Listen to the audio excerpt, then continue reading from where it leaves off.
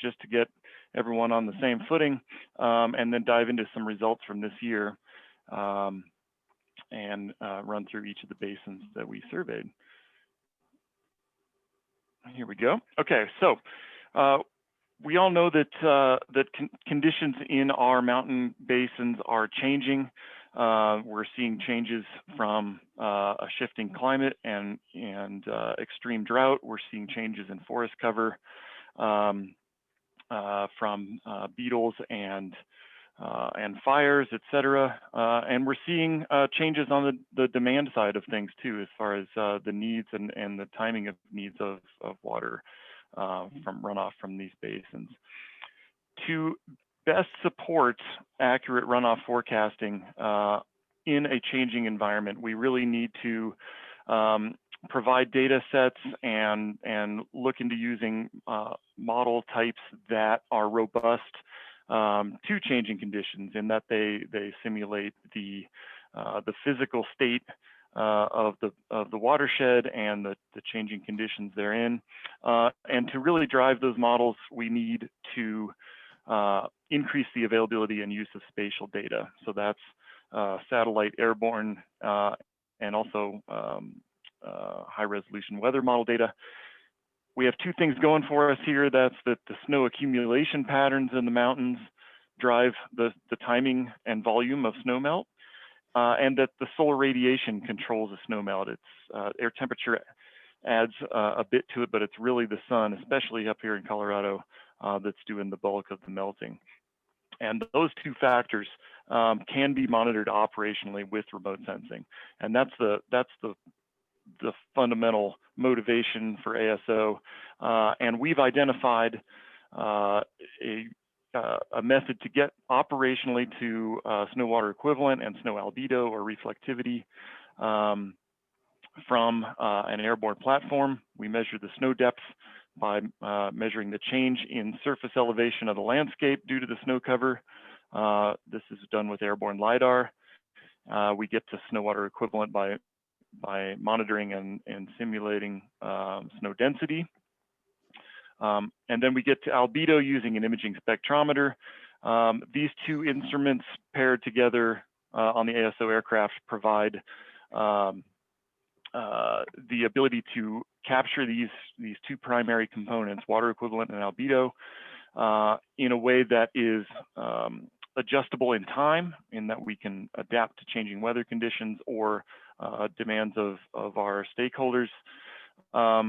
Targetable, we could shift targets as needed, and it's using commercial technology. It does not require any development or research to operations transition. That's already been done. So that's ASO. We get snow water equivalent and albedo from an airborne platform. These two data streams are combined with physical modeling of the snowpack,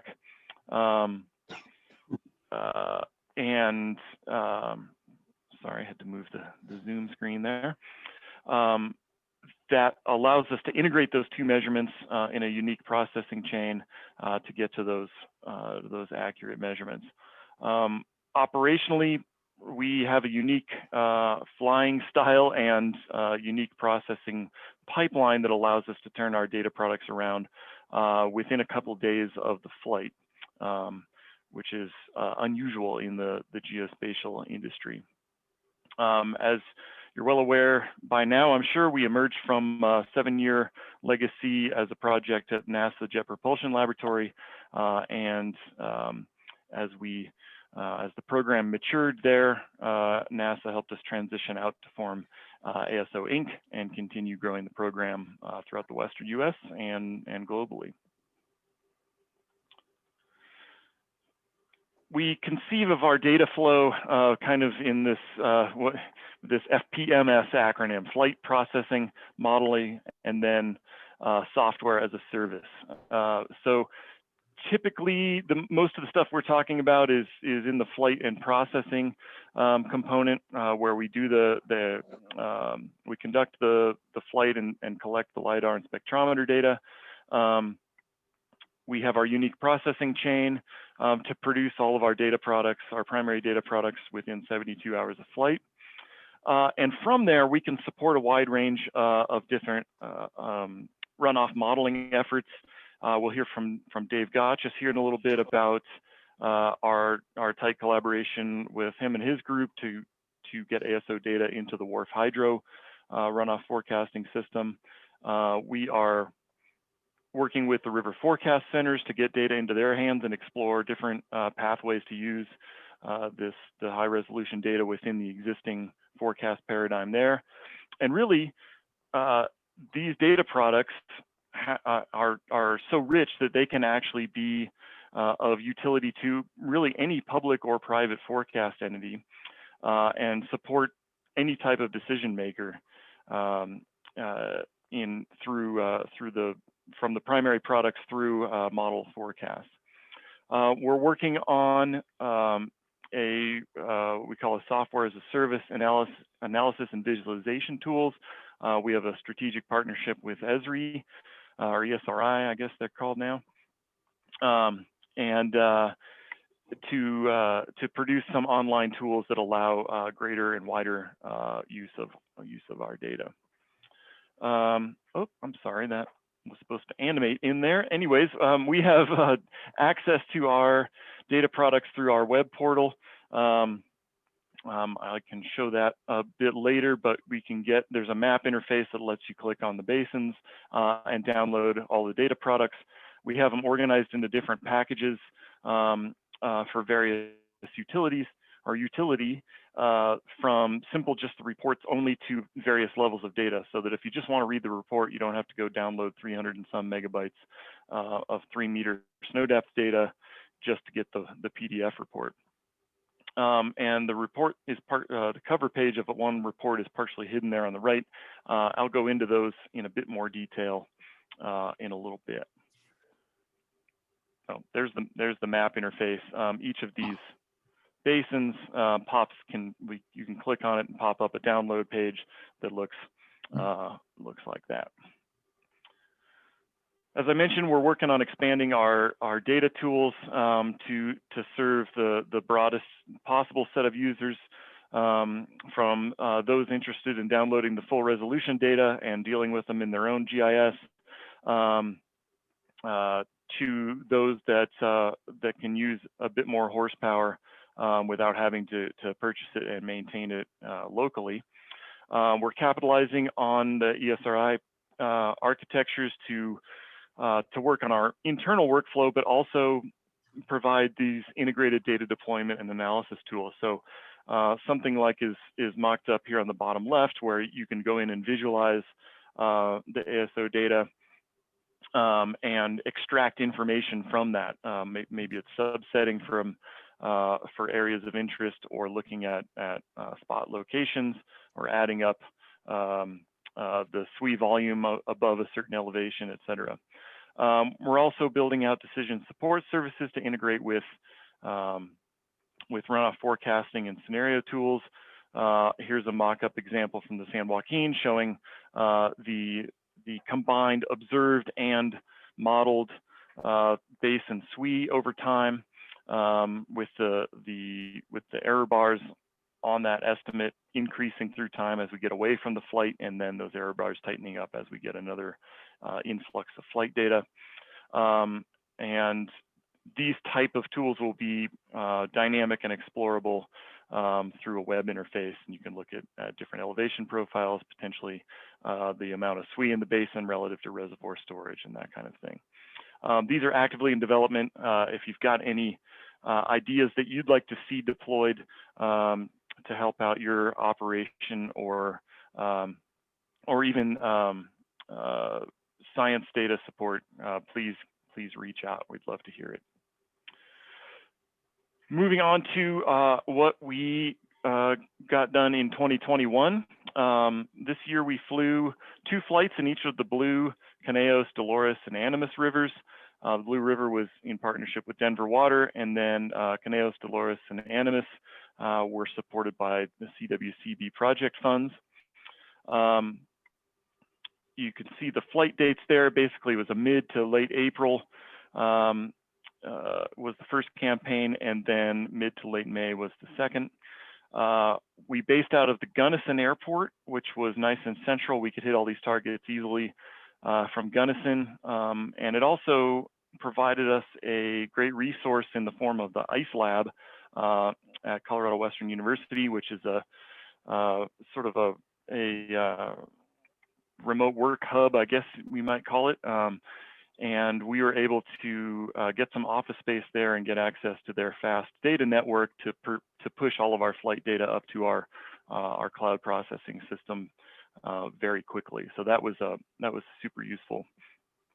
Also of note is that we delivered data products direct to Dave Gochis' group to get into their Wharf Hydro instance, and Dave was pushing those out, also supported by CWCB in an operational fashion for the three southern basins there.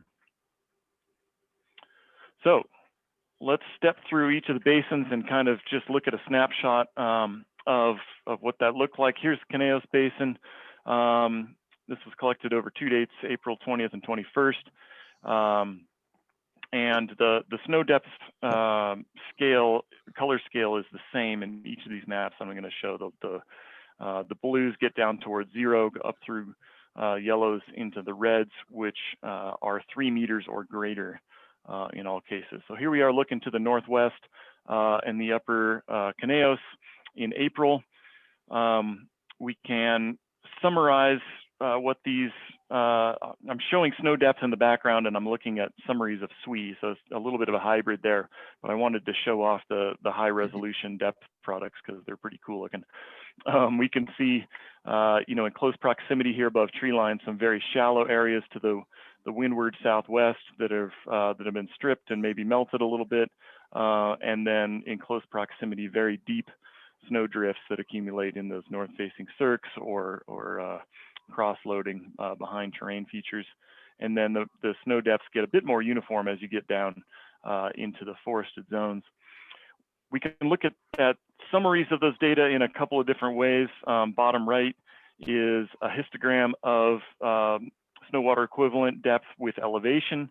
So we can see that there's a peak in the snow water equivalent in the upper middle elevations, and they drop off as we get up into the alpine, I think represented pretty well by the central massif there. And then we've also started looking at these rose diagrams. So what this one shows is this SWE volume in 1,000 acre feet segregated into elevation and aspect bands. So we're basically, imagine looking down on a hypothetical conical mountain, and then each of these little bins is colored by the SWE volume within them. So in this case, we can see that the majority of SWE in the basin is on these higher elevation bands facing to the northeast. And so that's kind of a neat summary of where the snow, or the bulk of the snow, lies within the basin. And then we can look at that change over time. So if we skip ahead from April to the May flight, I'll jump back and forth here. You can see obviously the melt progress at all elevations, but you'll see also that those deeper drifts on the northeast and elsewhere, those drifts persist, and those are going to be that late season snow melt. We can look again at the summary plots. We've got a couple more things to look at now that we've got 2 flights in the bag here by May 16th. Again, the bottom right is that elevation histogram. So we've got the current flight in red and the previous flight in blue. So we can look at that change over time. We can see melt across all elevations. The lowest elevations have melted out entirely. And we can see that there's some elevations that have lost more than others as we step upwards. Again, the plot on the left at the bottom there is that we like to call these HAL plots after the psychotic computer in 2001 movie. But the bottom left there is the SWE in 1,000 acre feet by aspect and elevation, and then the central one in red shows the change in that's mislabeled animus there. This is for Conejos. Change in SWE in 1,000 acre feet by aspect and elevation between the 2 flights. So we can see where the greatest volume losses were. So these are just some summary items, and I'll get back to this in a bit when I talk more about the reports, but we're exploring different ways to summarize the data that's easily digestible. Moving to the west in the Dolores, here we are kind of hovering above, I don't know, maybe Telluride, looking to the southwest. The first flight on April 20th. Again, a little bit drier overall than the Conejos was this year, but a similar pattern with the deepest snow hiding out on the northeast slopes.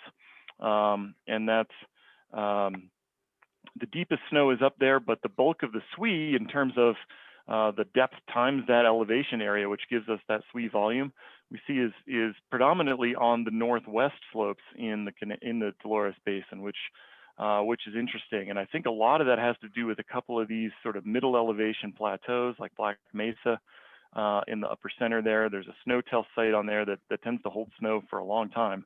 And so I think it's these middle elevation plateaus that are holding a lot of snow in the Dolores. And I'd love any of the locals to chime in with any local experience there as well. Comparing the April flight to the May flight, again, lots of melts happening in that months-long period. I had to go quite a ways on foot to get to snow from Lizard Head Pass to dig a snow pit on May 14th. And things were going away quite quickly. Again, here's those comparison plots. Of interest, I thought that even though we lost a lot of snow in those middle and western elevations, you can see in the, especially in the elevation plot on the right, that the upper elevations above tree line really kind of maintained that snowpack. There was some melting overall. You can see the quantile bands shift a little bit towards shallower snow, but for the most part, the mean is pretty static up there. So there were a couple of snowfall events in the late season that helped freshen those upper elevations. Bumping just over the hill to the Animas, again, April 19th flight here. This is looking down Molas Pass towards the bottom of the image, looking to the northwest.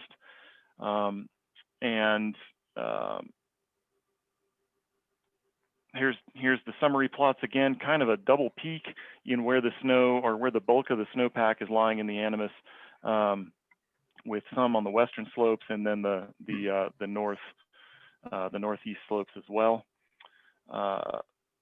April compared to May, similar story all around, the melt we expect, and again, it's the deep patches up in the Alpine are providing that late season snowpack.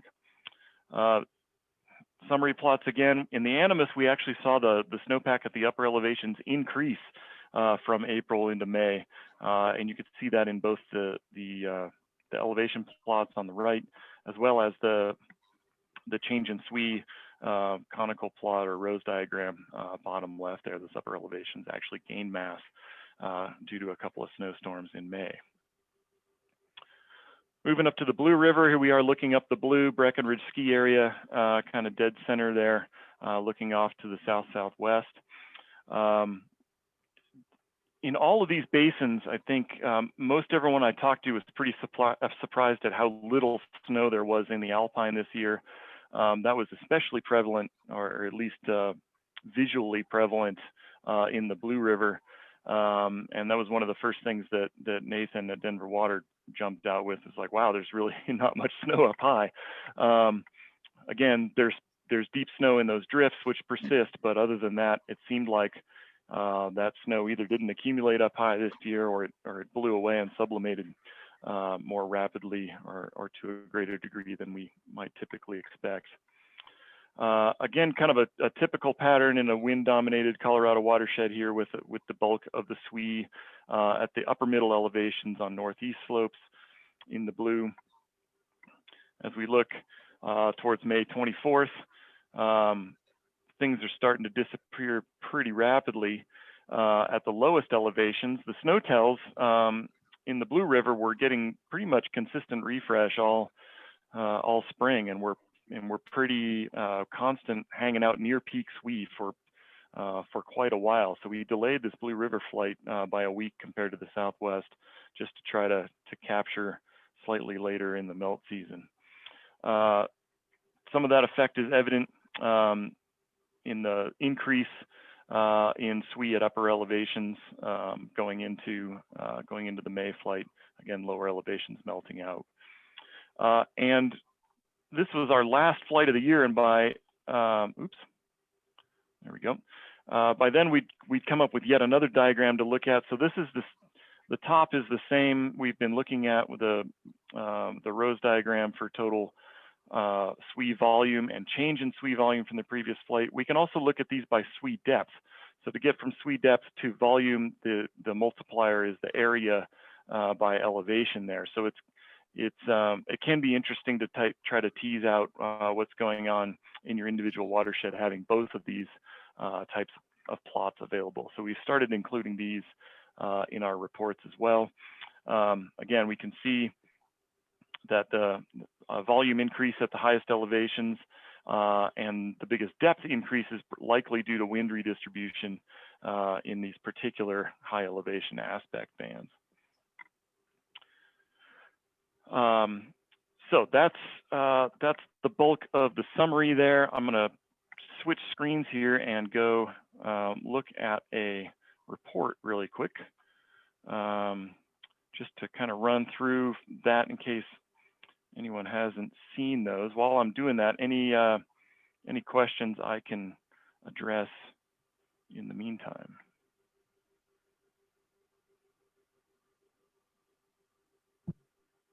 Thanks, Jeff. That's a great overview. I'm going to also send a copy of the report. I was going to send the Animus report out to everyone, but maybe I'll also attach the Blue River report, so then everyone just has it at their fingertips while we're having this conversation. Cool, thanks. Mm-hmm. So our general report structure, the idea here is, the overarching idea is to summarize the conditions leading up to the flight, and run through sort of the data production process and for each of the data products that we put out. So here I've just grabbed the latest Blue River one as an example, mainly because it has the most figures in it by now. So the front page is just kind of a summary of what the full basin SWE volumes are, as well as a listing of broken out by subbasins, if that's relevant to the particular basin. A little picture of the SWE distribution in map form, and then the SWE volume rose diagram and elevation plots that we've been looking at.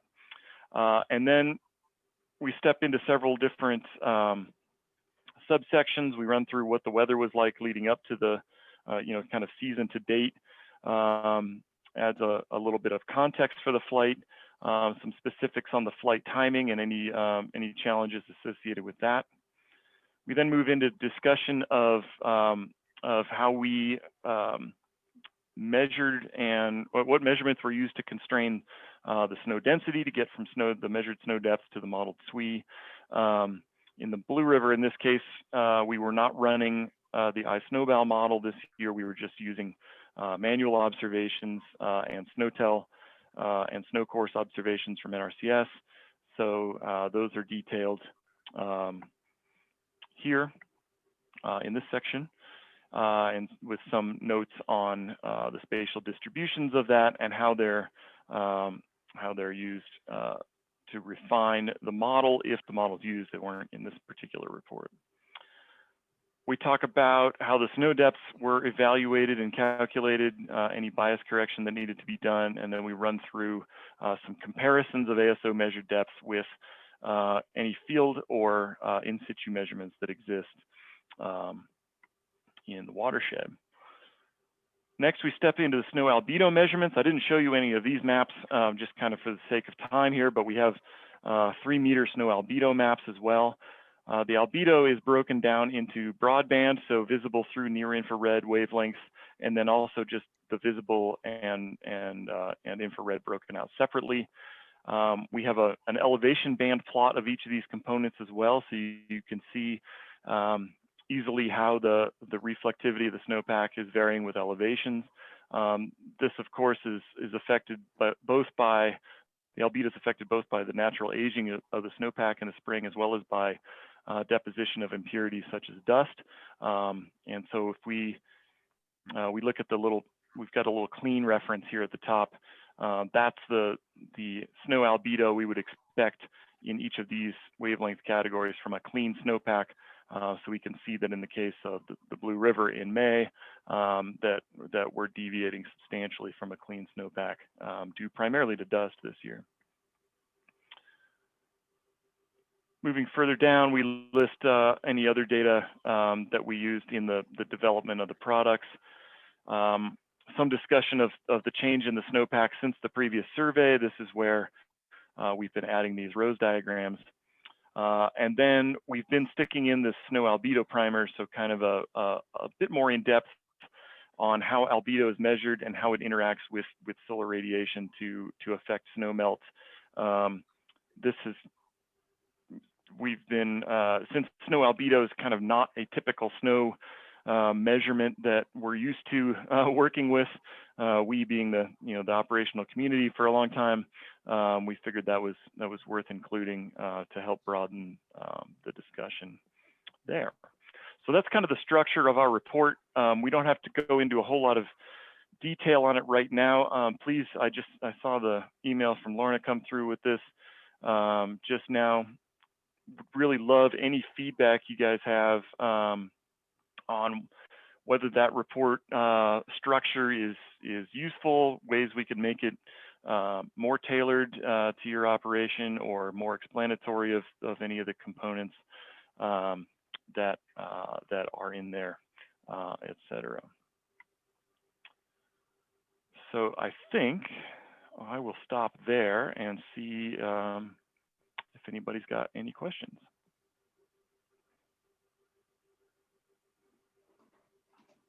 I'm looking at the chat here too. Matt Hardesty's asking, what factors other than dust impact albedo? Dust, any other impurities on the snowpack, so forest litter or black carbon from a burned forest in the burn areas from a recent forest fire, you can get deposition of soot and has a strong impact on snow albedo. And then just even in a purely clean snowpack, you get natural melt freeze metamorphism happening that tends to increase the snow grain size. And the skiers in the audience recognize this as the corn formation process. And corn snow is kind of big, wet snow grains. The larger the snow grain is, the longer the absorbing path length for solar photons is. And so the bigger snow grains mean a darker albedo because it's absorbing more sunlight. So the grain size impact is predominantly in the infrared, and the impurities impact is predominantly in the visible wavelengths. So by separating those out, we can get a pretty rough idea of whether it's dust or some other impurity causing the albedo reduction, or whether it's just purely natural snow aging.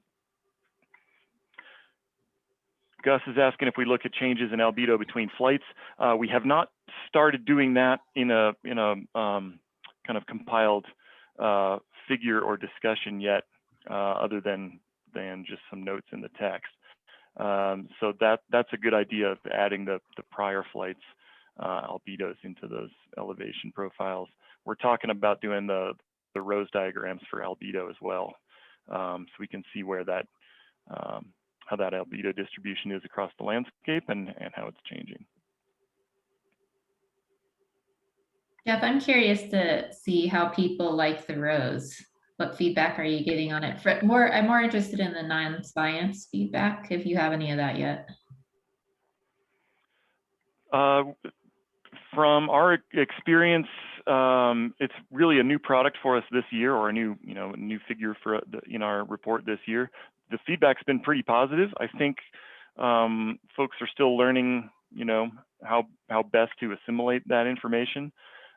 We've had some feedback from some folks in the San Joaquin in California that were interested in seeing both the SWE depth and the SWE volume, because they know their basin well and where the terrain sits. So that allowed them to dive a little deeper into so the difference between the deepest snow and then the terrain components that are holding the most SWE volume. So I thought that was pretty interesting. So that's why we're sticking all of those in there now. You know, that format of looking at the rows diagram is something that's been explored in other venues. The Colorado Avalanche Information Center uses a similar thing to talk about avalanche danger. So it's been pretty well tested across a wide range of audiences for communicating spatial variation in snow properties. So that's kind of the reason we spun it up for this this application, but certainly keen for any feedback folks have.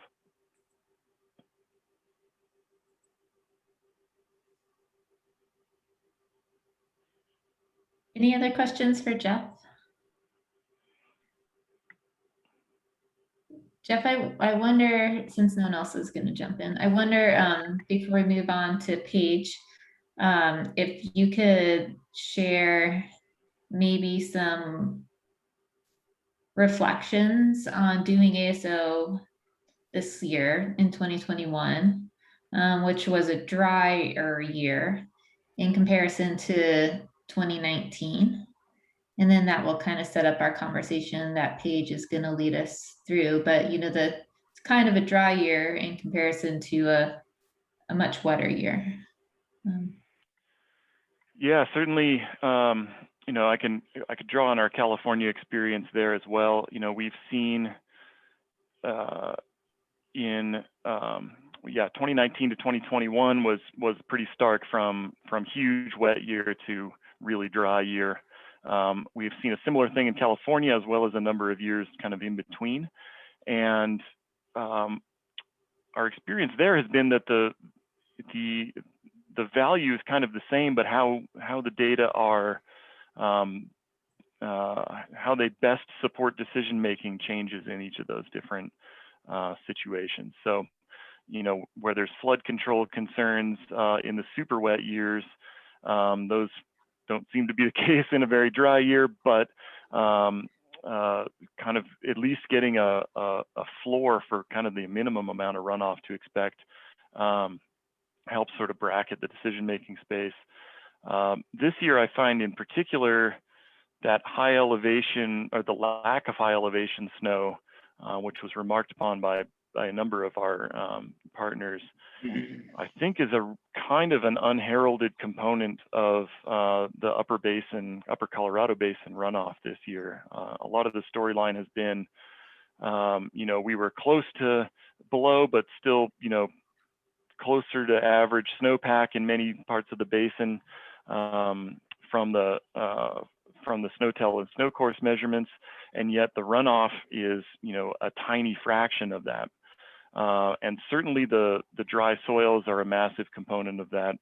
Certainly there's got to be a sublimation and evaporation component given the warm and dry melt season.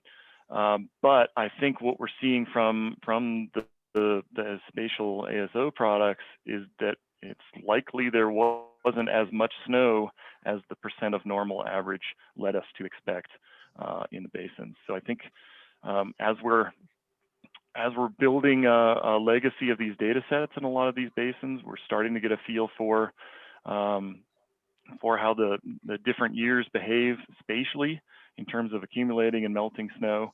And the more we can learn about that spatial component, I think the better off we are in terms of interpreting numbers compared to prior years. Great, thanks, Jeff. All right, well, let's go ahead and turn it over to Paige. And if you have any more questions for Jeff, please stick them in the chat and we can answer them as we go through. And if you have thoughts on the rows, I really like the rows. I think it's simple and a good communication tool, and it's creepy. It's like the appropriate level of snow communication.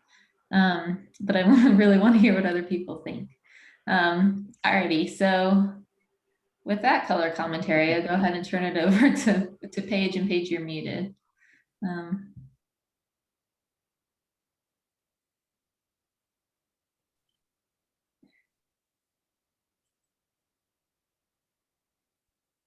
and while Paige is figuring out his mute, There we go. oh, he got I it. don't know what, every time you start sharing your screen, it hides all the useful controls from you. All right, can you guys see the review of previous Colorado flights slide? Okay, great. So following on what Jeff just said, I'm going to walk you through a fairly simplistic review, but sort of an in aggregate review of how ASO flights and snow-tail measurements have compared to actual observed runoff in key basins around Colorado. This is not a review of every flight that's ever been done in Colorado, but to Jeff's point about just sort of building up a historical record of ASO flights, this is kind of the first cut at that to start to see what, how ASO flights perform relative to what actually runs off and kind of what that means in a Colorado specific context. I think, Jeff, I don't think you showed the slide today, but there's a slide that's been floating around about total runoff in a given year versus the ASO flight from, in that year, or a series of ASO flights in that year. And in California, that relationship is a lot more one-to-one. So the ASO measurement is very close to the actual runoff measurement. And what we found in Colorado is that you can get there, but there's some other kind of caveats you have to consider. So I just want to walk through some examples. And as always with this, if you have a question about what you're looking at, or if I'm talking too fast, feel free to jump in and ask questions. I will see the chat on here too. So if you do have questions, raise your Zoom hand or write something. So first off, we're only reviewing a few flights. This is not all the flights that have ever been done in Colorado prior to 2021. This is just flights that were a combination of things. For one, there was more than one flight in a single season for the same basin. There were snow-tail basin estimates produced by the NRCS, and there was a single USGS gauge that could capture the entire extent of an ASO flight. And so there may be one that's missing from here, but really there's kind of 5 different sort of site-specific case studies that I'll walk through. And they all kind of tell the same message. So I'm gonna really walk you through what we're looking at and then show some summary results. Before I get into that, just a quick reminder about snow hydrology. Jeff, you did a much more advanced version of this than I'm gonna walk through, but at a high level, this total amount of runoff that actually comes out of a basin can be represented in a number of different ways, but one modeling framework for this is the snowpack at a given snapshot in time times some sort of runoff efficiency coefficient that can be applied to that snowpack volume, and then additional precipitation that happens throughout the year. So this is the amount of water that you can expect to run out of a basin and how that compares to the measured SWE at a snapshot in time, like what ASO produces. So runoff efficiency can include numerous factors. It's typically an empirical coefficient developed and fine-tuned by basin or by region, and also forced by weather and antecedent conditions. But a few of the components that go into it are evapotranspiration throughout the season following when a snowpack measurement was taken. That can be sublimation off the snow, that can be actual ET by the plants. And that also feeds into the soil moisture deficit in the basin. So as snow melts, the first thing a large portion of the runoff does is it satisfies the deficit, the soil moisture deficit. So water goes into the ground rather than actually running off to the rivers. And then there's a host of other effects, including, as Jeff pointed out, wind movement is a big factor in Colorado, both in and out of a basin, as well as kind of reallocating snow within a basin to higher elevations.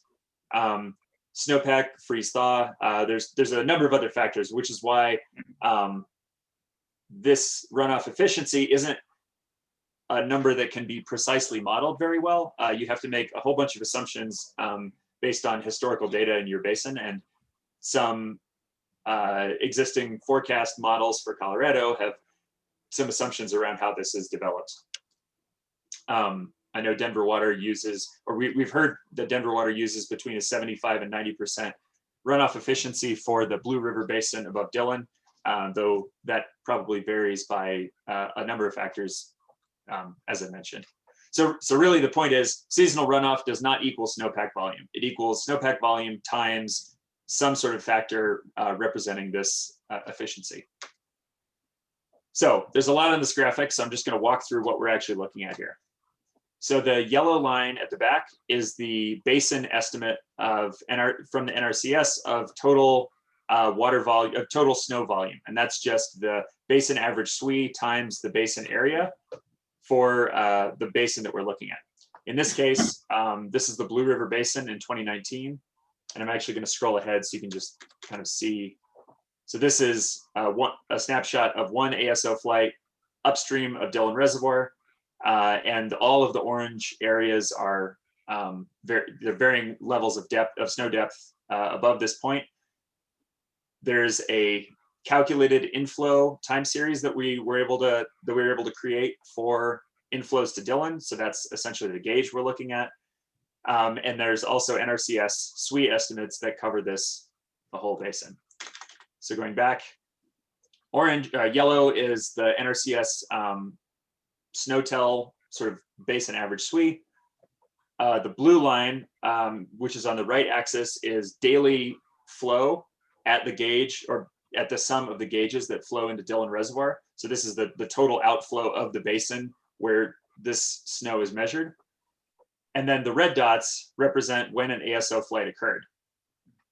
Now this green line is what I'm going to use for comparison in the rest of these slides, and that's what I'm terming remaining runoff.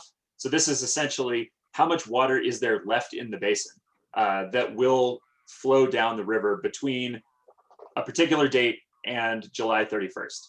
So at the far left of the line, this is the maximum amount of water that will flow out of the basin between April 1st and July 31st. And then every day that goes by, there's a little bit less because you're just looking at how much water is left from this date forward. So once you get down to this ASO flight in late May, there's actually about as much water left in the basin as is measured in the ASO flight, because the green line represents how much water is left to flow out of the basin from the date of that flight to July 31st. So before I keep going, does this graphic actually make sense? Or does anybody have any questions or clarifications on what you're looking at here? I guess I'll add also that these dotted lines here near the mid-April ASO flight represent the NRCS estimate of the total volume to flow out of the basin from April to July. So this is their forecast from April 1st and May 1st for how much water they expect to flow out of the basin. And the green line is how much actually flowed out.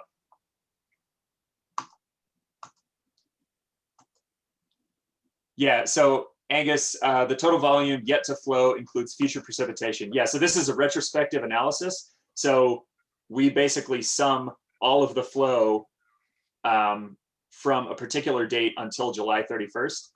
So that includes future precipitation because it's just what the gauge observed as flow out of the basin. Yeah. So moving forward with this, this is the runoff efficiency gap that we're talking about. So this is from an early season snapshot. You see the ASO flight measures somewhere around 280,000 acre feet of water volume in the snowpack. And from the date it was flown, there's about 210,000 acre feet of water that actually flowed out of the basin. So the difference between those two is this runoff efficiency gap that we've been talking about. So total SWE volume minus total runoff volume, which can be attributed to a host of effects, including ET, soil moisture deficit, wind movement, and also, Angus, as you point out, additional storms. So if you look at the NRCS SNOTEL measurements here, you can see at least 4 significant snowfall events in this basin that are pretty obvious to catch from the SNOTEL measurements. So one might even expect if you were to add the total additional storms, this runoff efficiency gap would actually be higher. The total sort of snow remaining in the basin would be higher and the runoff efficiency gap would be larger. The other thing to notice, though, is that later in the season, the runoff efficiency gap nearly disappears. So as the snowpack begins to melt and soil moisture conditions become saturated, more of the water in the snowpack actually runs off. And so we'll see this throughout all of the basins that I did this analysis for. But once you get past a certain point, typically kind of peak runoff season, ASO is almost right on the remaining runoff for the year. Now remember, we're picking an arbitrary July 31st date, and that was just chosen because the NRCS's forecasts typically are April to July. But in most cases, that's when the sort of falling limb of the peak flow hydrograph comes down and starts to level off again.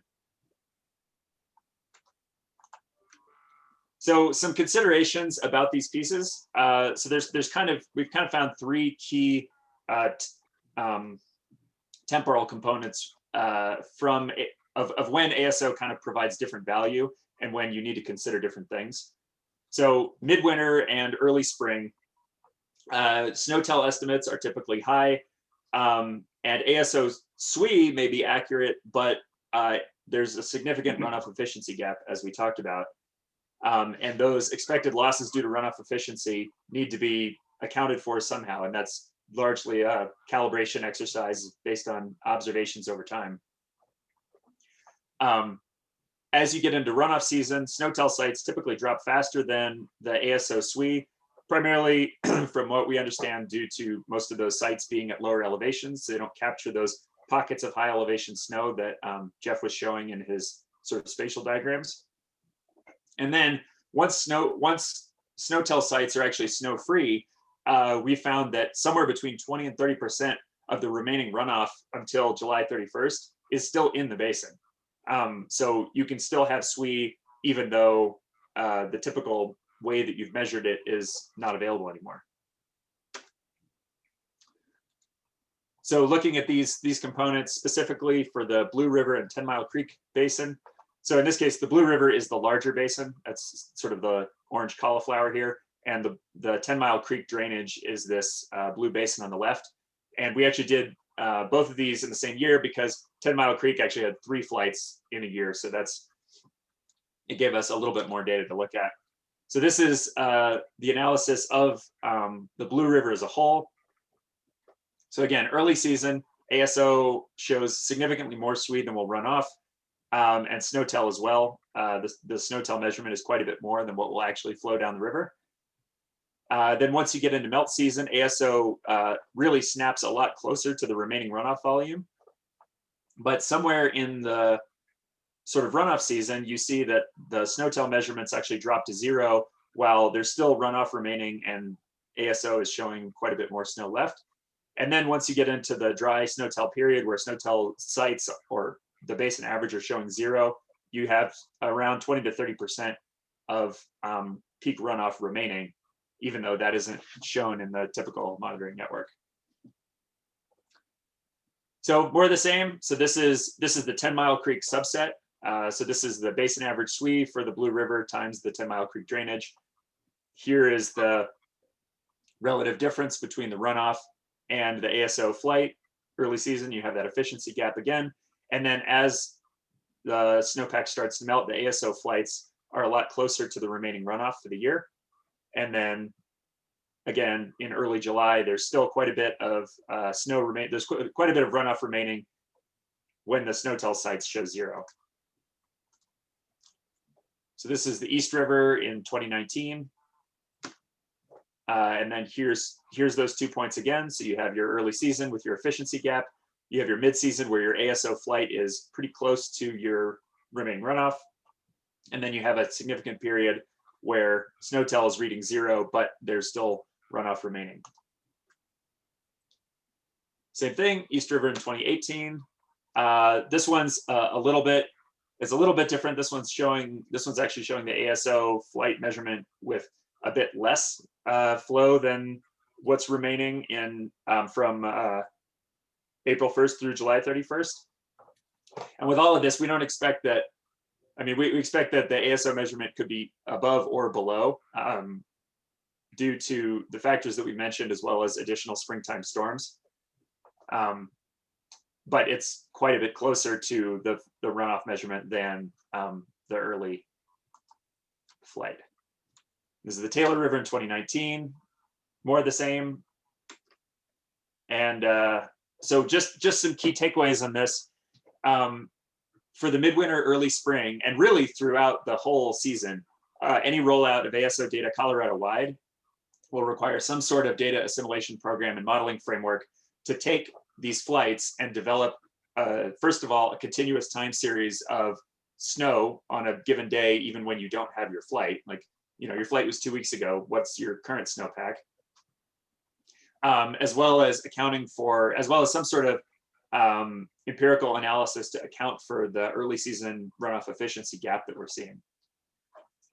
Mid runoff season, you still do need some sort of data assimilation program, though ASO is a lot closer as runoff, as soil moisture deficits become satisfied. And then in the snow-free period, sort of later in the season, when you just want to squeeze out every last drop out of your basin, ASO will actually give you a good representation of just how much snow is left, even if your traditional monitoring networks aren't giving you that.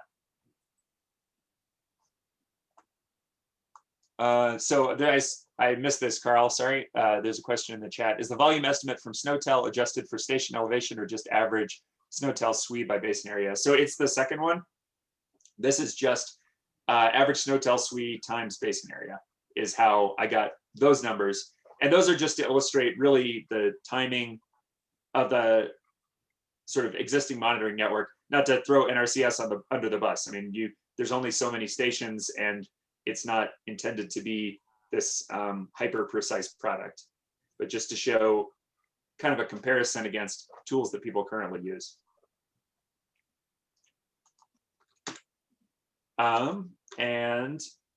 Here's a quick summary of the plots that I just showed. So this, somebody just unmuted. Do you have a question? Okay.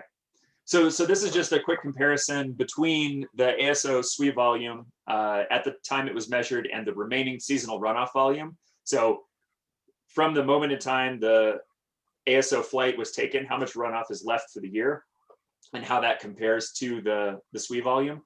So this, the one-to-one line here is any dots that are below that mean that the SWE measurement is higher than the remaining runoff measurement.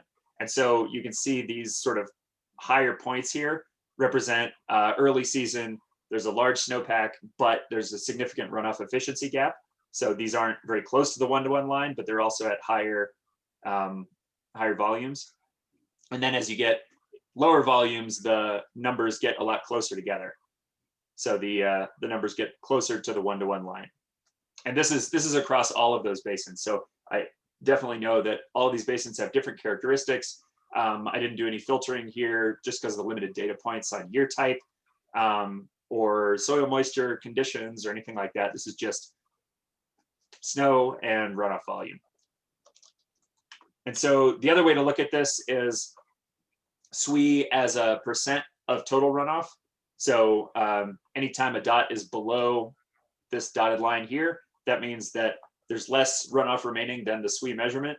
So again, same sort of concept, except this one's shown by a day of the year when it was flown. So these early basins here, or these early flights here show kind of how big a runoff efficiency gap we're talking about. So between 60 and 90%, depending on the flight. 60 to 90% of measured SWE will actually run off. And points like this, I wouldn't put too much stock in outliers like this, the May 20th-ish point. As you get to lower, as there becomes less and less snow, or as there's less and less snow, the percentage difference between the two can have an outsized effect. And storms can sort of throw the whole thing off as well. But I do want to have you just sort of blur your eyes a little bit, and you can sort of see that there's a curve going from a large SWE to runoff gap in the early season towards closer to a one-to-one relationship later in the season as soil moisture deficits are satisfied. So really the upshot here is there is value in ASO throughout the year at different but at different times of year, there's different considerations that you have to apply depending on your basin, depending on the year type. And all of this sort of leads us that some sort of integrated modeling framework to bring this data together is critical to whatever ASO plan we deploy across Colorado. Just flights alone are a very useful tool, but there are these other considerations if the final goal of what you're trying to understand is the remaining water supply for your group or your city or whoever you represent. And with that, open to more questions. Okay, another question from Angus. How would you characterize the spring summer precip in the years that were presented here? So I don't have, apart from showing just that there were significant events after the sort of mid-spring flight, I don't have sort of an analytical answer for you, unfortunately. But sort of like I show in this Blue River example, you can see there's 4 or 5 significant storms that happen after the ASO flight. Yeah, I don't have a comparison for how to truly develop the kind of empirical runoff efficiency curve that we're talking about, except to say that that's a part of this and we need to consider it.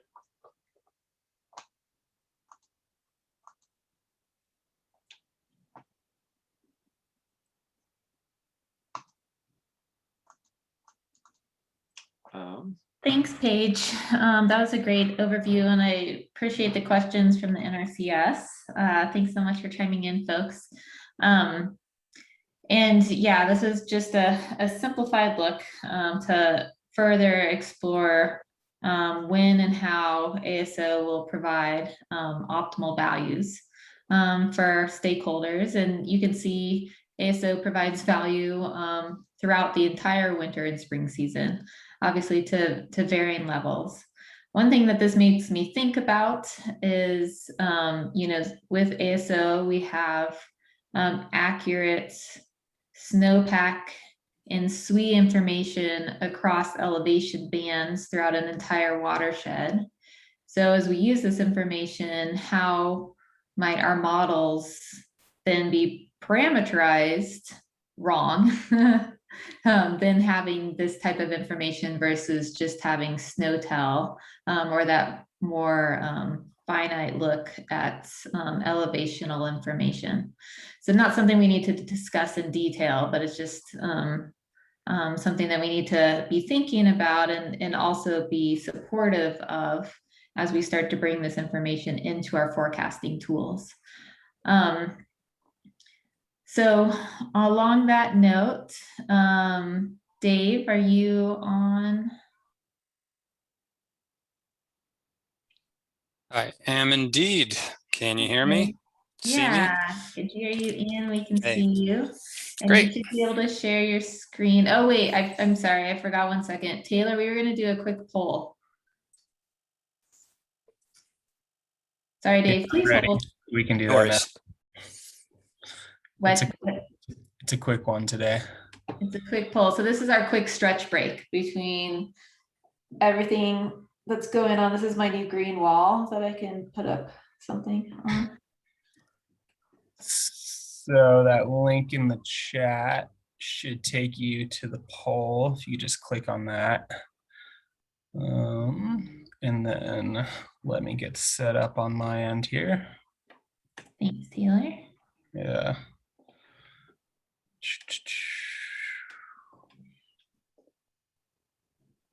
All right. Can you see that?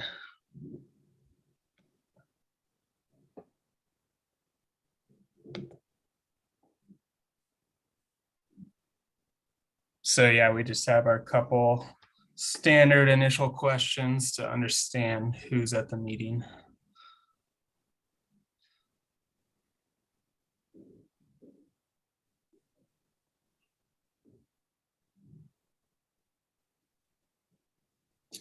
Wait another minute here. Looks like about half of the participants have responded.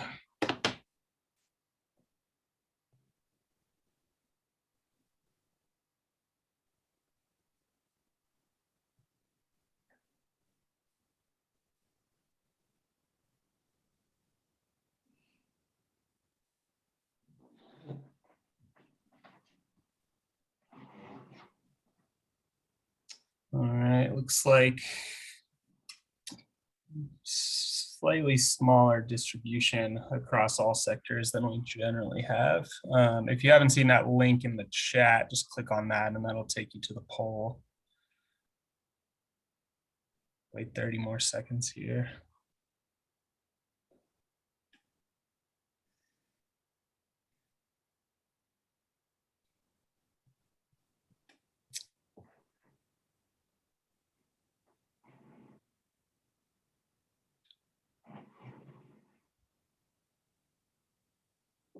All right, thanks everyone. Oh, one more. Last chance, moving on to the next. Looks like a pretty wide distribution actually, as we normally seem to have. Thanks everyone. Move on to the next one here.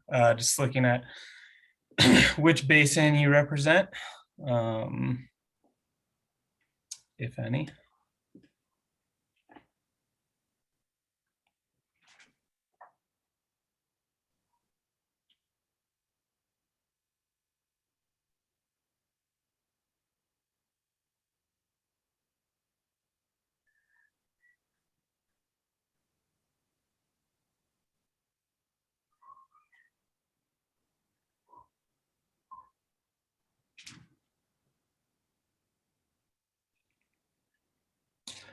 Pretty wide distribution again. I think, oh, we got a California in there. Last time we had quite a few people on our call from California. Looks like one remains. And if you do have a other, if you could chat that to one of us on the planning team, either myself, Paige, Larna, or Emily, or Ken, we'd be curious to know what that other basin is. But yeah, again, looks like wide distribution as normal. Move on to the next question here.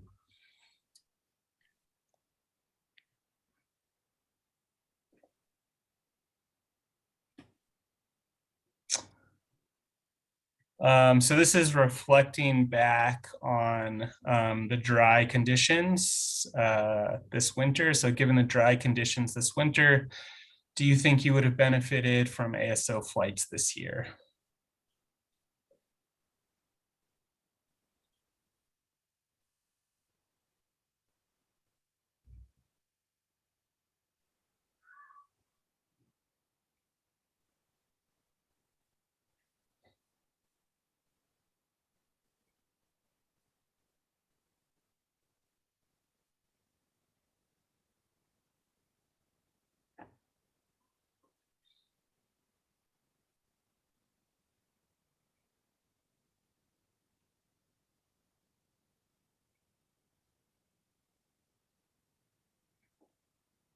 It's like 0 no's so far, which is a good sign. Maybe a biased response, but we'll take it.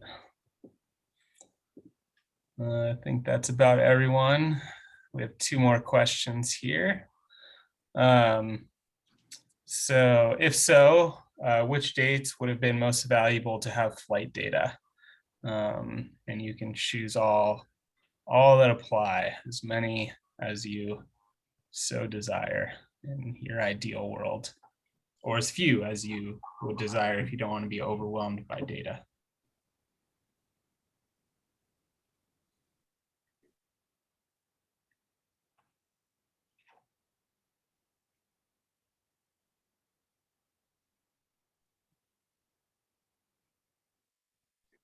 And these are just every 2 weeks back to January 15th.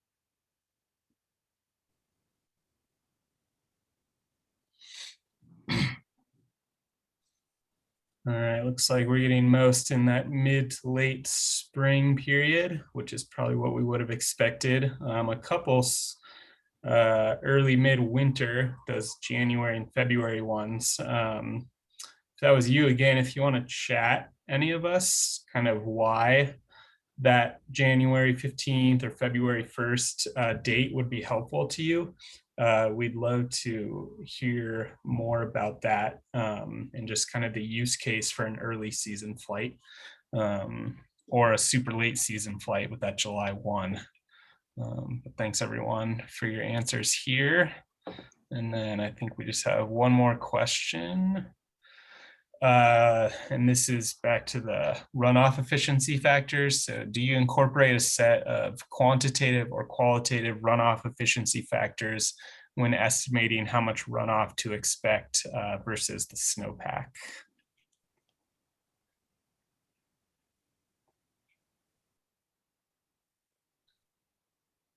And I guess on that quantitative or qualitative side, we're kind of referring to the more conversational, like, well, it was really dry this year, so their soils are really dry, so we're not expecting as much runoff, that type of analysis versus a more quantitative using an actual like 70–80% runoff efficiency factor. Taylor, once everybody answers, there's actually a good question in the chat that I don't know if you or Lorna actually have an answer to this. This might be a Nathan question, but about kind of operational choices for Denver Water and when you chose to do flights versus when you might decide to do flights in the future. So I don't know if either of you can answer that versus punting for Nathan. Great, thanks. I'm just looking at the question now. Thanks for pointing that out. It might be a Nathan punt to Nathan, but see if we can.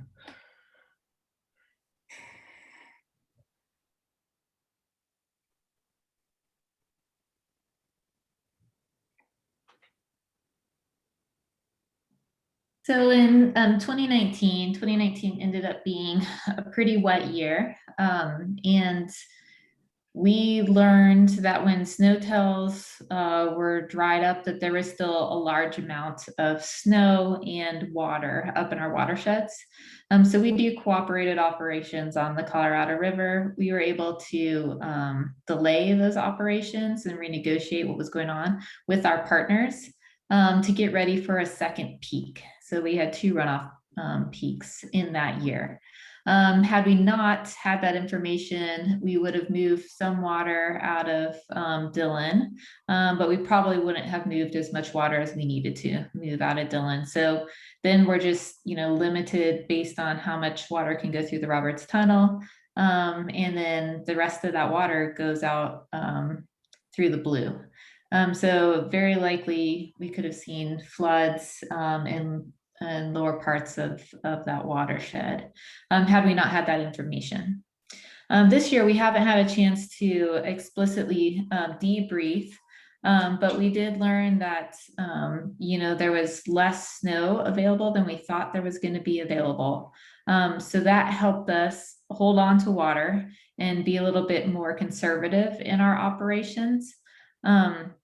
And because of this information, we were able to, I think, optimize the amount of water we were able to store in a way that we probably wouldn't have been able to with the estimates that we were getting from the forecast center and with snow tails. So I think we would have been a little less conservative than we ended up being in our operations. And because of that, we ended up in a better spot because of that and all the rain that's been happening up in the mountains. Frankly, we ended up in a better spot than we thought we were gonna be in, at least at this point in time. So hopefully that helps answer those questions. For us, it's really important to have kind of that. By early season, we want to know what's going on the end of March, beginning of April. We want to know what's going on in April. And we definitely want to know what's going on when snow tails are showing 0 or a snow-free time at those elevation bands, because there's still a lot of behind the scenes work that takes place on our end. Thanks, Lorna. Mm-hmm. And yeah, so Robbie, hopefully that answered your question, and thanks for asking. And that's the end of our poll. So thanks again, everyone, for participating. Always interesting to see who's here. what you're interested in knowing with this data. So I think with that, we can move on. All right, thanks, Taylor. All right, Dave, now it's time for you to turn on your camera. All right, I'm gonna just turn it over to you. I'll give you a thumbs up when I can see your slides. Great. I do that, and then I'm going to go to present mode. Hopefully. Looking okay yet?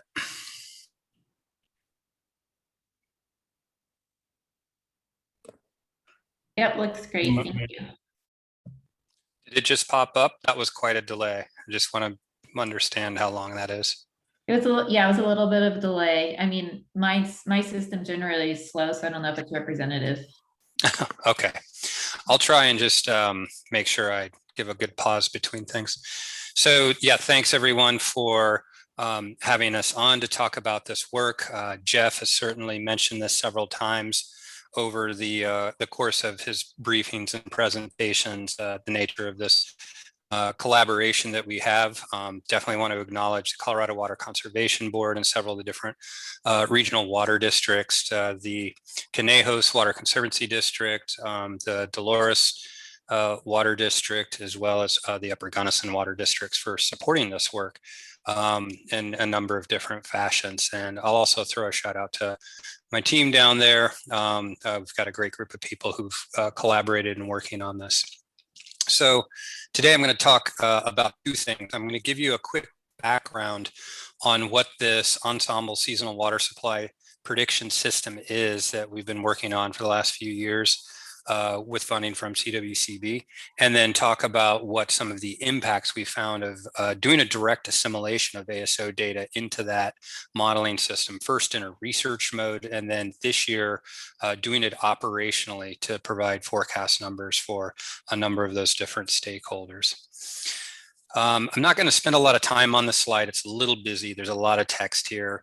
I'm happy to share these slides after the fact, but this is just a little bit of background on the work we've done with CWCB on improving measurements and modeling of water resources and things like that over Colorado since going back to about 2009.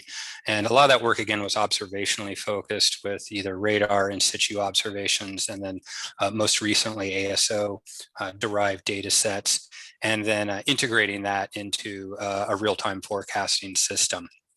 So that kind of brings you up to date. There's been various projects that have bounced around in different corners of the state looking at the impacts of these observations. I'm going to spend a little time here, though, talking about the forecast process. So we're taking a very quantitative, objective approach to forecasting here. We're relying on models and a lot of operational data sets to drive these models. And I'll try and provide as quickly as possible, but as much detail as I can. We start with the preparation of the meteorological forcing data. We use some background analysis data sets, which are generated operationally by NASA, actually, and do our own local and regional bias correction and downscaling of those to make them appropriate for hydrologic model simulation here in Colorado.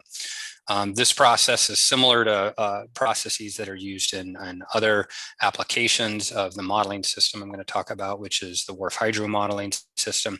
A different configuration of the WRF hydro modeling system is used as the National Water Model at NOAA right now, but we've really gone and tailored this modeling system and a lot of these source data sets for use for water supply forecasting here in Colorado. So we start with the preparation of that meteorological data, collecting historical stream flow and reservoir inflow data, and then go through a fairly rigorous automated and objective calibration process. This year we calibrated about 64 different basins within the state of Colorado, all headwater basins, and they are essentially calibrated to this past data set going back to about 2000 up through the present. And then we sort of weight the selection of different historical years for our ensemble forcings meteorological forcings. And that's actually a key thing to keep in mind. There's been quite a bit of literature about how the recent warming has impacted hydrologic forecasts in the air and throughout the state. There's a parameter regionalization process, again, which is objectively based using a number of different similarity indexing based analyses. And what that gets us is a configuration of the model, and then the models run continuously or cycles continuously every day to try and keep the model spun up to real-time conditions. As part of that continuous cycling analysis, this is where we start to drop in available data for assimilation. And what I'm going to show here today is just the ASO data assimilation part of that. We are experimenting with different ways to assimilate NRCS SNOTEL data, our own station data that we've deployed, as well as some other data sets like SNODAS. But today we'll just talk about ASO. Then every 2 weeks, starting on April 1st, we launch a set of bi-weekly ensemble water supply forecasts. This is using the ESP methodology that many folks might be familiar with, that the River Forecast Centers have pioneered and used for years with their river forecast system. Essentially, we're sampling from historical climatologies or individual weather years, and using that to form an ensemble of meteorological forecasts moving forward, launching forward from a current analysis of the hydrologic system, including the snowpack. And then the last step there is to create objective probabilistic flow and river flow and reservoir inflow accumulation products. And we've been sharing those with a number of these different stakeholders now this year and for the last few years. Just a bit of bullets here and eye candy on the right-hand side to show the different kinds of bias correction and downscaling of meteorological data we do. I'm not going to spend a lot of time on that today, but please feel free to reach out with any questions. The modeling system, as I mentioned earlier, is the WRF Hydro modeling system. It's a community-based modeling system, fully open source code. It's been community-based code since about 2011, migrated over to Git about 4 years ago, and have a wide range of users around the world of this model that we try and support out of NCAR. It's in a sort of pantheon of different hydrologic models. It's a physics-based, fully distributed hydrologic model. There's a number of different supporting tools that you see on this particular diagram that support the core hydrologic model, which is basically in this inner box here called model physics. I'll focus on that right now. There's essentially a set of code which handles vertical processes, land atmosphere exchanges, vertical soil infiltration and percolation processes, snowpack processes, plant canopy evapotranspiration processes happen within that column model code. Then there's coupling to highly distributed or high resolution routing codes for moving water around via overland flow and shallow subsurface flow. And then there's some catchment aggregation that goes on to essentially aggregate runoff terms from overland flow that intersects with stream channels, as well as saturated subsurface flow, moving through a base flow parameterization, and then inserting that into a vectorized channel network model, which routes flow downstream. All this happens running on a computer, obviously, distributed high performance computing. We run this is not a big domain in terms of the application of this model. It runs on a cluster at NCAR right now. And the outputs of that include a number of different model forecast fields, which either go in through our evaluation and calibration system or in through forecast display services that we host. The physics, as folks might be interested in, focusing here just on the column physics and highlighting on the left-hand side there, the snowpack physics. The snowpack model is a multi-layer snowpack model with variable density and aging structures associated with it for albedo calculations. We use a two-stream albedo formulation for visible and near infrared. We have liquid water retention holding in the snowpack. There's some simple groundwater options that underlie the snowpack, and there is treatment treatment of frozen soils for that. We can handle mixed phase precipitation. There's canopy interception. I would say it's moderately complex in terms of snowpack models. We definitely don't handle a lot of those key processes, which Jeff already emphasized, wind redistribution, ablation, scouring, and deposition. And we don't really handle the impurity depositions and emergences that happen and that affect the albedo treatment. And so those are some shortcomings of this particular snowpack formulation. But the rest of it is fairly physically based. We get a host of data which comes out of the model, and we visualize these through a web mapping service that we host and we've made available to all of our collaborators. Essentially, we get 1 kilometer graded analyses of snow depth, snow water equivalent. We do a lot of differencing comparisons with the operational SNODAS product, which many of you may be familiar with. On the upper right-hand corner, you can see we're keeping track of biases associated with or in comparison to SNOTEL stations.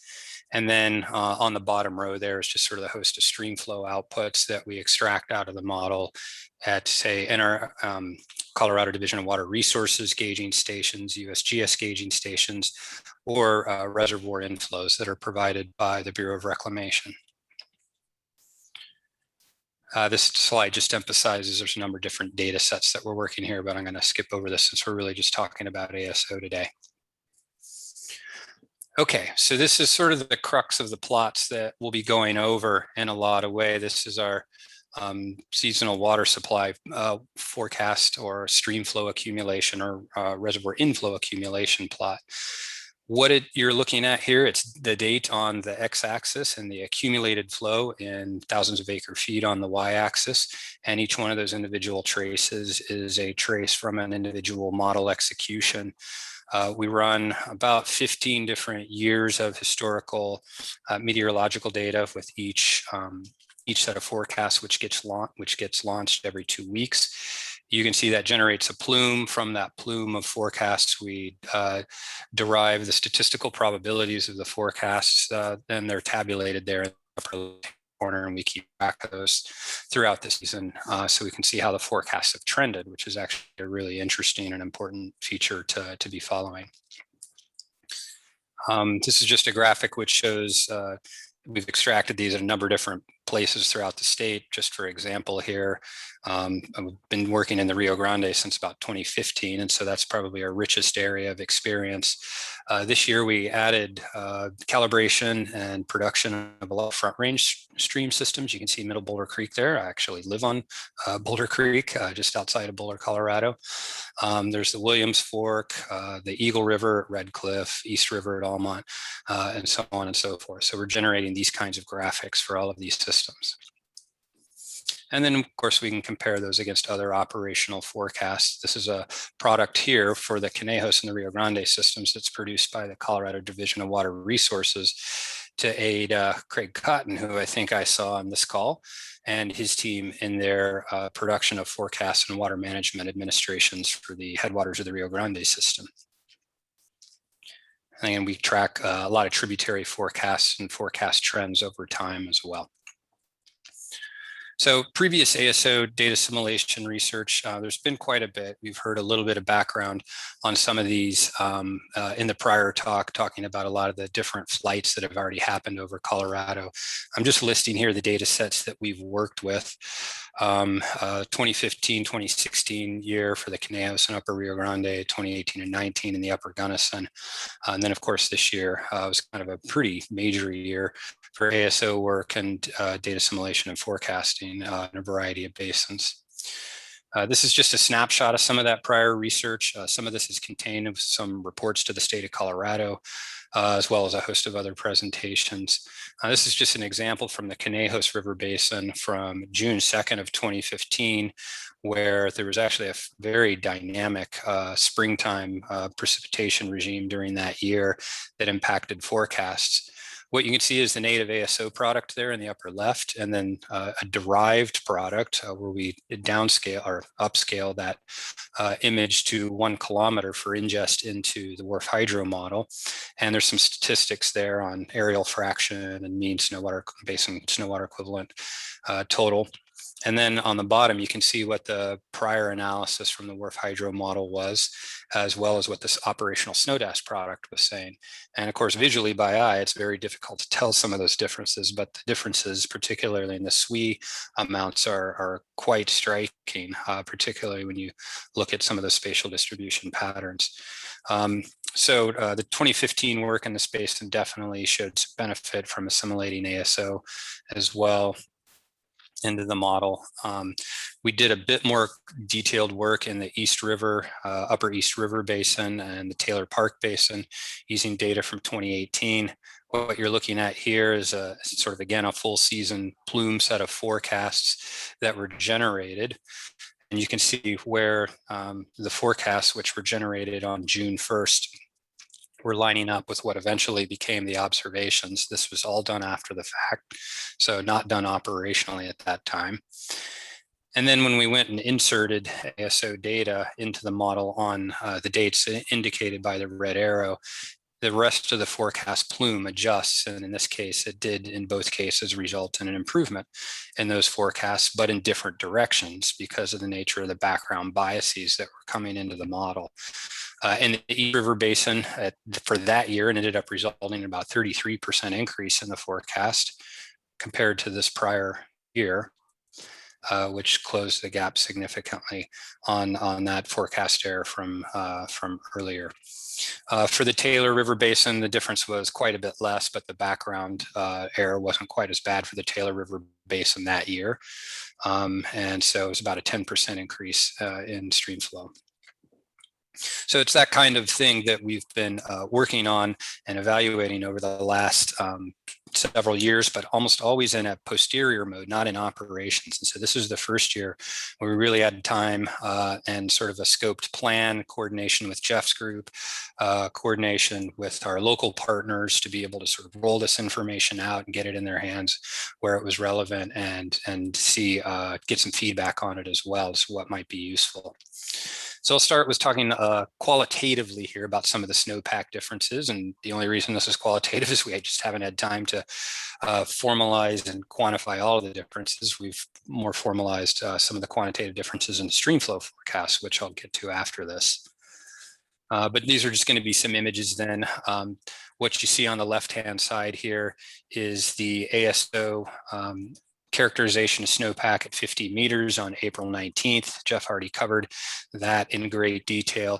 And what you see on the right-hand side is the background analysis on that same day from WRF Hydro.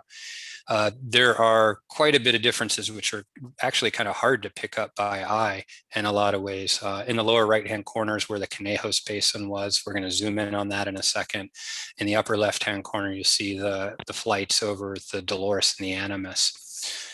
You can see that the model, it's not too hard to see that the model was very strongly high biased in the Animas River Basin from the background analysis, which is a bit of a surprise to us. That tends to be one of our better performing basins, both in the National Water Model application and also for the past several years in this ESP application.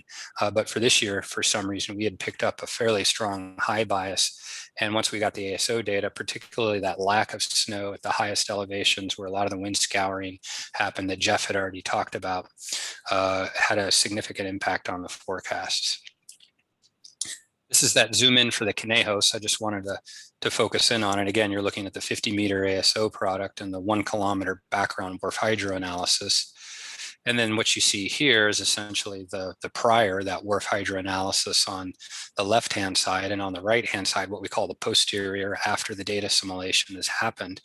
And you can see it's a very significant different distribution of snowpack. It moved the snow to not necessarily the highest elevations, but to some higher elevations just below the southern San Juan Plateau, if folks are familiar with that area, and parked a lot of snow in those areas, which did end up releasing slowly into the system. And we'll look at the impact of that on the stream flow in a minute. The Blue River was also studied this year. This was sort of done a bit out of pocket. This wasn't a project we had formally engaged with, but since we had the system set up and the data was there, we grabbed it, worked with Jeff and his team on that, and were able to assimilate it into the model. You can see the difference between the background 50-meter ASO analysis and then our background analysis on the 19th, and then looking at the comparative differences of those. This is a little easier. The story is a little bit simpler here. It just happens to be that way for this year, where compared to the background analysis, the assimilation of the ASO data at 1 kilometer resulted in a little bit of reduction from the positive bias that we had picked up in snowpack. We've gone through and looked at the impact of these also at a number of the different SNOTEL stations. This is just an example of several stations from the southwestern domain in Colorado. You can see some fairly significant ups and downs associated with the assimilation. The assimilation method we're using here is direct insertion, so it's not very sophisticated in that regard.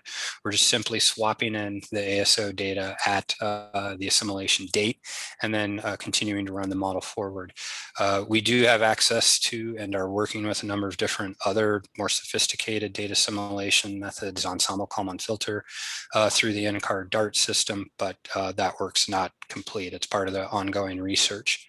But you can see, again, there's some ups and downs in different areas. The Scotch Creek Basin there had actually already melted out, according to the model, and the SNOTEL site at that time. But the ASO data assimilation, because of the scaling differences, actually popped a little bit of snow back onto that particular point, which was interesting. And then, of course, as I already mentioned, we compare this with SNODAS data. Okay, I'm going to move quickly then through some of these stream flow impact plots. I'm going to start with some reservoir inflows. So we've got 2 reservoirs which were directly impacted by this in terms of our ability. We were actually tracking reservoir inflows as forecasts. What we're looking at here is Platoro Reservoir, which is a headwater reservoir within the Conejos River system. You'll see these are the exact plots that were pulled out of operations on essentially the 19th of April. On the left-hand side is the no ASO assimilation plot, and on the right-hand side is with the ASO assimilation. And it does shift things around a little bit here. Not as much for the Conejos. There was more of a shifting of the spatial distribution, not as much in terms of the quantity, as we'll see in other basins. But you can see some of the tabulated statistics on the left-hand side. Without ASO, the forecast was a bit lower.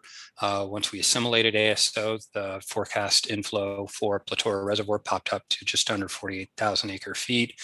When we did the May 18th assimilation, that dropped back down because there was actually a fairly dry, warm period between those two. And I think this is when folks were really starting to get a little bit nervous about some of the water supply. So that 18th forecast actually did bring things down. And what we've seen since then has been a general uptick, both in terms of precipitation and in some ways a little reduction of evaporative demand overall.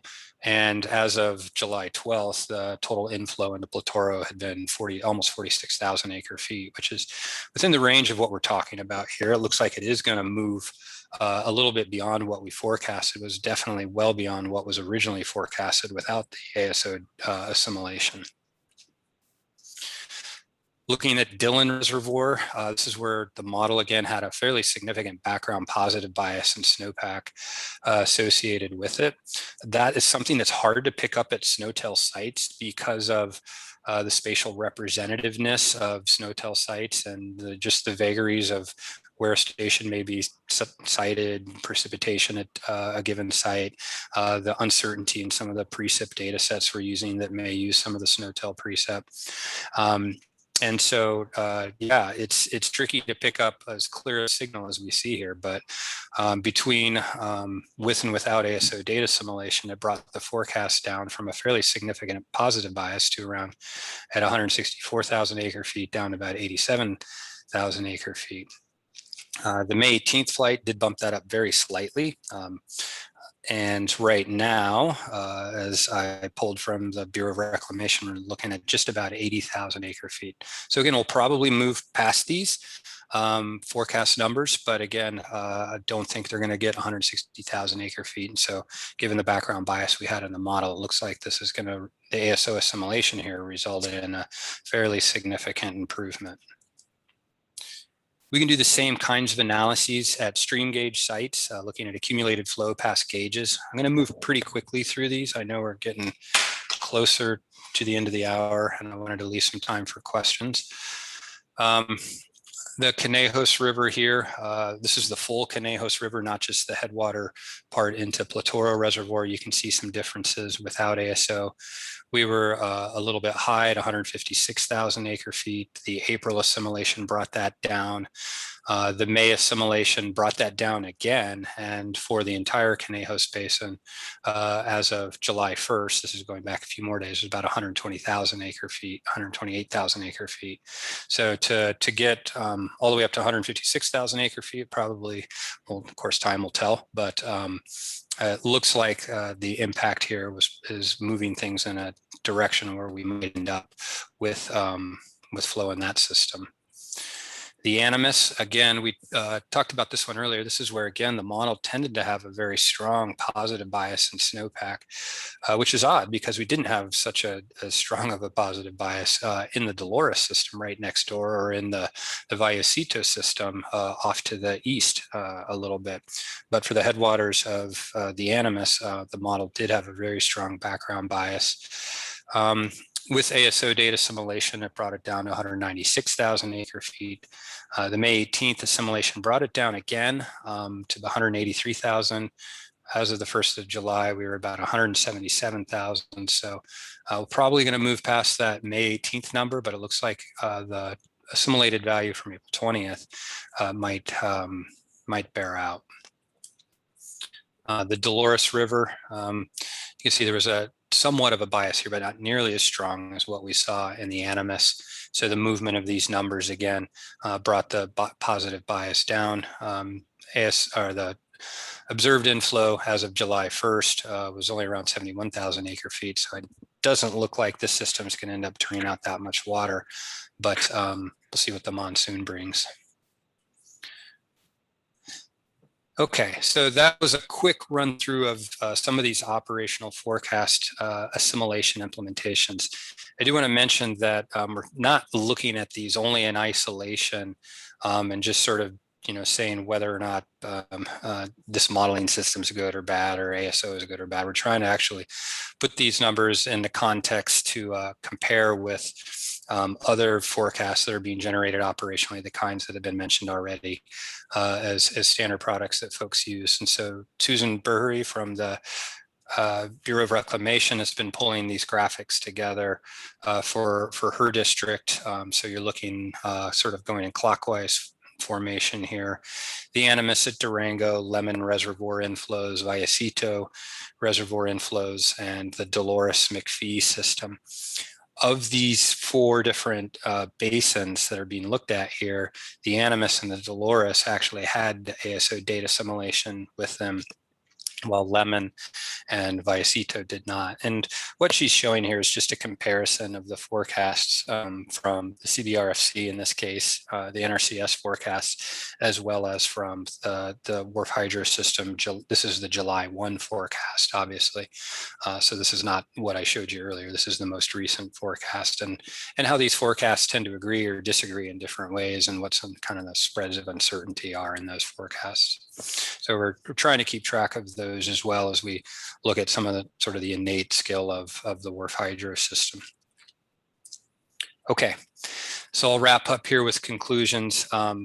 I think based on our past research and the operational work we did right now, the direct insertion of the products, the ASO products, into a physics-based distributed hydrologic model, while primitive, and I mean primitive here in terms of direct insertion as the assimilation method, as opposed to something a bit more sophisticated, can result in significant benefit.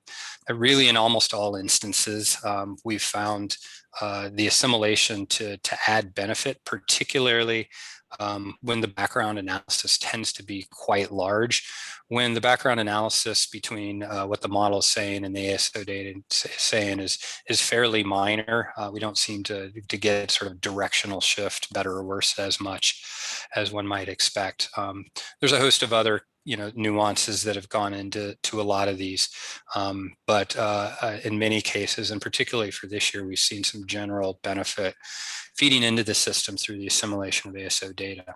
Now, maybe related to just a couple of blown forecasts in a couple of these basins, and we're looking into the reasons for that. It looks to be related to some of the precipitation bias corrections that we've been applying for this year, being a little different than what the statistical bias correction was. But again, that's exactly where ASO can come in and add value into an operational system when you've conditioned that system based on, say, prior history, climatological information, so on and so forth.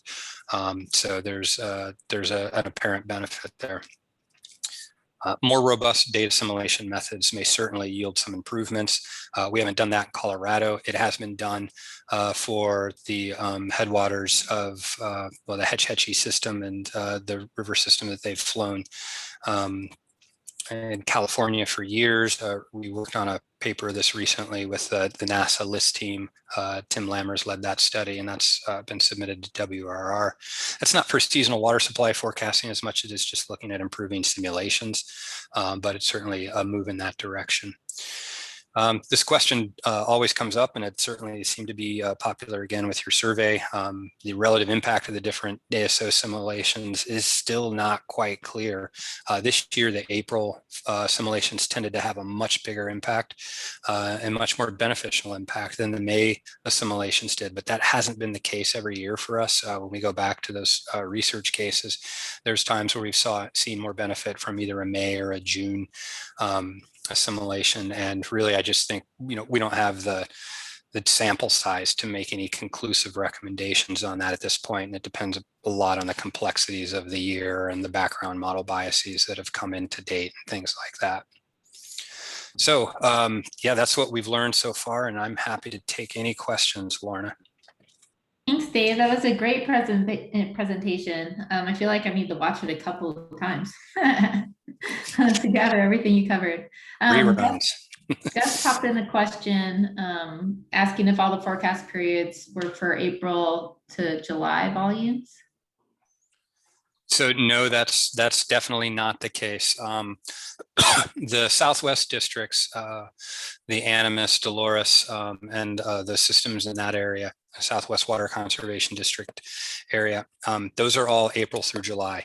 And thanks for pointing that out. The other systems, the Conejos, the Blue River, all the work we've done in the past in the Upper Gunnison River Basin, those have been April through the end of September.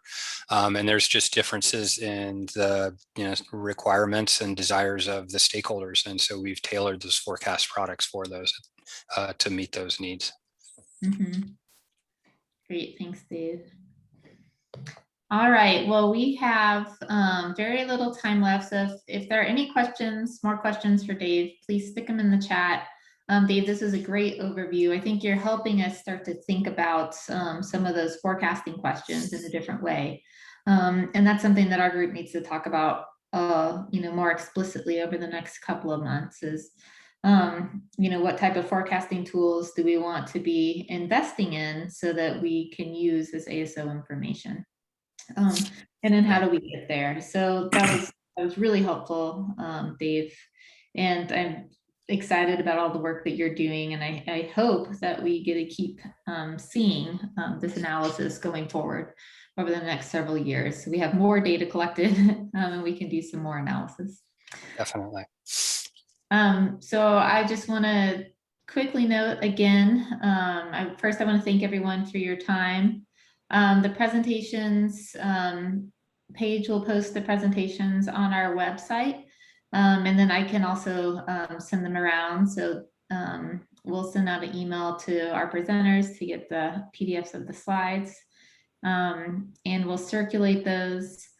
If you don't see them from me, that means it was too big to go through for some reason, or your agency didn't want to accept emails from me. So let me know if you don't see those. And then just a reminder, our next call is August 4th from 1 to 3. So we're going back to the first Wednesday of the month. And then I will let you guys know if we when and if we will be presenting at Water Congress. So if you're planning to attend, please let me know. And then our last reminder is that the survey will be coming out next week. So we're really excited about the survey. Keep an eye out for that in your email. I'm going to just email everybody directly. And then again, please remember to forward it on to others that you think would be able to provide useful information. We're looking for a large number of survey responses to inform this analysis. And this is going to really help us understand when we want flights, why we want them, where we want them, why we want them there, and what value add for this information is coming from your perspective. So really looking forward to gathering that information. And I think that was all on my updates. Anything else from anyone before we conclude? Awesome. Nailed it. All right, you guys. Great to see you. Have a great July. Thank you for those of you who are on vacation participating on the call. And I hope you guys have a great afternoon. Thanks so much. Thanks, Lorna. Thanks, everybody.